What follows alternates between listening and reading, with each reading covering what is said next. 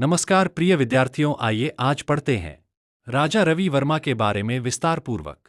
राजा रवि वर्मा 1848 से 1906 आधुनिक भारतीय चित्रकला के इतिहास में एक मील का पत्थर माने जाते हैं। उन्होंने भारतीय कला को पारंपरिक सीमाओं से निकालकर एक नई दिशा दी। उनका परिचय और उनकी चित्रण पद्धति का विवरण निम्नलिखित है।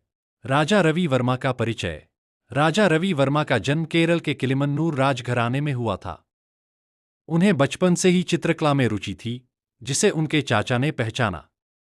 उन्होंने चित्रकला की प्रारंभिक शिक्षा तंजावुर शैली से ली, लेकिन बाद में उन्होंने यूरोपीय चित्रकारों जैसे थियोडोर जेन्सन को काम करते देख पश्चिमी शैली को समझा।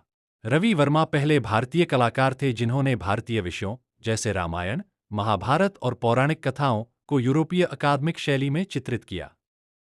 उन्होंने अपनी कला को लोगों तक पहुंचाने के लिए मुंबई के पास लोनावला में एक लिथोग्राफिक प्रेस की स्थापना की, जिससे उनके द्वारा बनाए गए देवी देवताओं के चित्र हर आम भारतीय के घर तक पहुंच सके। यथार्थवादी तैल चित्रण पद्धति। राजा रवि वर्मा की चित्रण शैली को पश्चिमी यथार्थवाद और भारतीय विषयों का अद्भुत संगम माना जाता है। उनकी पद्धति की मुख्य विशेषताएं निम्नलिखित हैं। तैल माध्यम का प्रयोग। उस समय भारत में जलरंग या टेम्परा का अधिक चलन था। रवि वर्मा ने सबसे पहले तैल रंगों का प्रभावी ढंग से उपयोग किया। तैल रंगों के कारण उनके चित्रों में एक विशेष प्रकार की चमक, गहराई और स्थायित्व आया। त्रिआयामी प्रभाव। उन्होंने प्रकाश और छाया के सटीक प्रयोग से चित्रों में गहराई पैदा की। उनके द्वारा बनाए गए पात्र सपाट न लगकर जीवित और वास्तविक दिखाई देते थे।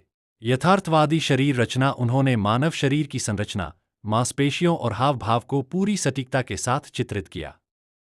उनके चित्रों में भारतीय साड़ियों की सिलवटें, आभूषणों की चमक और त्वचा की बनावट इतनी वास्तविक थी कि वे किसी फोटोग्राफ जैसी प्रतीत होती थीं। भारतीय पौराणिक विषय। उनकी तकनीक भले ही यूरोपीय थी, लेकिन उनकी आत्मा पूरी तरह भारतीय थी। उन्होंने शकुंतला का प्रेम पत्र, दमयंती और हंस, रावण द्वारा जटायु का वध और समुद्र का मानमर्दन करते राम जैसे कालजयी चित्र बनाए। नाटकीयता। उनके चित्रों की संरचना अक्सर थिएटर या नाटक के दृश्यों जैसी होती थी, जहां मुख्य पात्र केंद्र में होता था और पृष्ठभूमि कहानी को सहारा देती थी।